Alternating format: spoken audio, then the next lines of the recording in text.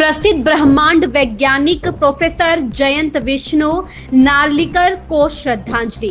प्रबंध निदेशक संजीव श्रीवास्तव की प्रस्तुति।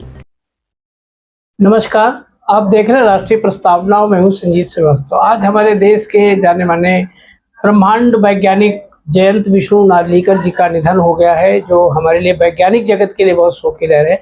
आइए जानते हैं राष्ट्रीय प्रस्तावना के स्थानीय संपादक दिनेश गर्ग जी से नार्लिकर के बारे में। जी, राष्ट्रीय प्रस्तावना। प्रोफेसर जयंत विष्णु नार्लिकर का चले जाना हमारे देश के खगोल वैज्ञानिक, ब्रह्मांड विज्ञान, जैसा कि संजीव जी ने सही कहा, वो ब्रह्मांड विज्ञानी थे। तो ब्रह्मांड विज्ञान के क्षेत्र में जितना अध्ययन हो रहा था उसके वो एक तरह से आधारशिला रखने वाले हमारे देश में। देखिए, ब्रह्मांड विज्ञान भारत का ही है। सबसे भारत में ही सारे विश्व में जब लोग मिट्टी लगा कर रहते थे तब हमारे यहाँ ब्रह्मांड विज्ञान का अध्ययन होता था।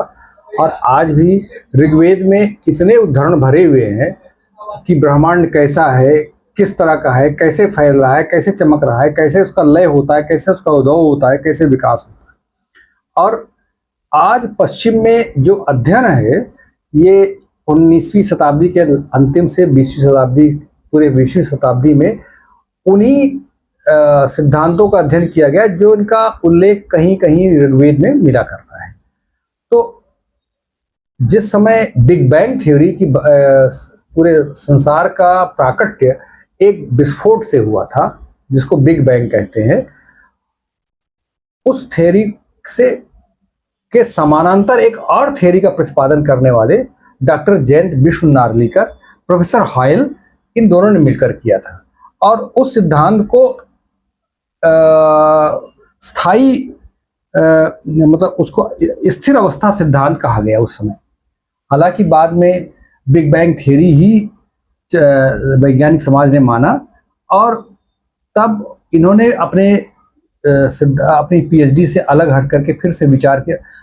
डॉक्टर साहब, प्रोफेसर साहब की पीएचडी भी स्थिर अवस्था सिद्धांत के ऊपर थी, लेकिन फिर इन्होंने अलग से अध्ययन किया और प्रोफेसर हॉयल के साथ उस अध्ययन को आगे बढ़ाया और वो सिद्धांत फिर हुआ क्वासाई स्टेडी स्टेट थ्योरी के रूप में, और वो विश्व में मान्यता प्राप्त हुई। तो उनका महत्व इस बात का है कि 1939 में इनका जन्म हुआ था। 1938 में 19 जुलाई 1938 को प्रोफेसर का जन्म हुआ था और बनारस में इनके पिताजी बीएचयू में मैथ्स के प्रोफेसर थे और वहीं से बनारस बीएचयू से ही जयंत विष्णु नार्लिकर साहब ने बीएससी एमएससी किया और उसके बाद ये कैम्ब्रिज चले गए और कैम्ब्रिज में ही प्रोफेसर हॉयल के साथ इन्होंने रह कर उनके शिष्यत्व में पीएचडी की और पीएचडी में ही ये स्थायी स्थिर अवस्था सिद्धांत का प्रतिपादन किया था। अगला क्वासाई स्टडी स्टेट थ्योरी का भी विकास उन्होंने किया वहीं पर प्रोफेसर हॉयल के साथ।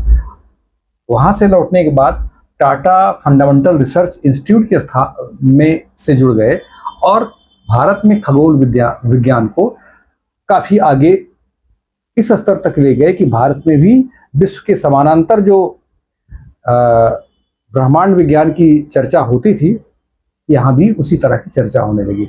इनका एक और योगदान है कि ब्रह्मांड विज्ञान को, ब्रह्मांड की उत्पत्ति कैसी हुई, विकास कैसे हुआ, उसकी अवस्था कैसी है, उसमें क्या क्या है, इसकी सूचना सामान्य भारतीय को भी पहुँचे, इसके लिए हिंदी, मराठी, अंग्रेजी में बच्चों से लेकर के सामान्य पढ़े लिखे लोगों तक इन्होंने अपने ज्ञान का कम्युनिकेट किया, उसको प्रसारित किया। इसका उदाहरण ये है कि 1994 में जब इलाहाबाद प्लेनेटोरियम में, तब प्रयागराज का नाम इलाहाबाद हुआ करता था, इलाहाबाद के प्लेनेटोरियम में वहाँ के डायरेक्टर पीके पांडे साहब ने इनको लेक्चर के लिए बुलाया। तो पीके पांडे साहब ने जिक्र किया, ये इससे अनुरोध किया कि साहब, प्रयागराज एक हिंदी भाषी है, अगर आप हिंदी में भाषण देंगे तो लोगों को ज़्यादा इससे ज्ञान प्राप्त कर सकेंगे, इसको ज़्यादा समझ पाएंगे, क्योंकि पढ़े लिखे अंग्रेजी जानने वाले और ख़ास करके साइंटिफिक भाषा को समझने वाले, अंग्रेजी समझने वाले लोग कम हैं। तो इन्होंने जो अपना लेक्चर दिया उसका नाम, इन्होंने उसका नामकरण किया कृष्ण मेघ से कृष्ण व्यूवर तक, यानी from dark cloud to black hole. इस पे इन्होंने भाषण दिया था और इतनी सरल हिंदी में उन्होंने उस वैज्ञानिक तथ्य को, उस ब्रह्मांड विज्ञान को प्रस्तुत किया कि वहां पर पीके पांडे साहब के पुत्र को लेकर के उसको घुमाने वाली जो उनकी आया थी, पुत्र की आया, उसने भी उस बात को समझ लिया और बाद में पीके पांडे साहब से कहा, साहब तारों के संघनित एकत्र होने से, मैटर के एकत्र होने से तारे बने हैं। ये तो आज मतलब एक अनपढ़ आया भी आपकी नार्लिकर साहब की बात को समझ गई। नार्लिकर साहब ने तमाम ग्रंथ रचे जिससे कि हमारे युवा पीढ़ी को उस विश्व भर में चल रही शोध और उसके सिद्धांतों के बारे में पता चलता रहा और इस तरह से उनका एक बहुत बड़ा योगदान था। आज उनके चले जाने से वैज्ञानिक समाज को एक बड़ी क्षति हुई है। नमस्कार।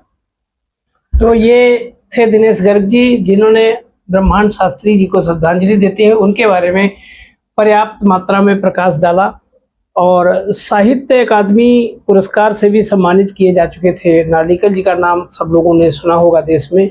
आज उनको श्रद्धांजलि देते हुए हम अपनी बात को यहीं पे समाप्त करते हैं। नमस्कार।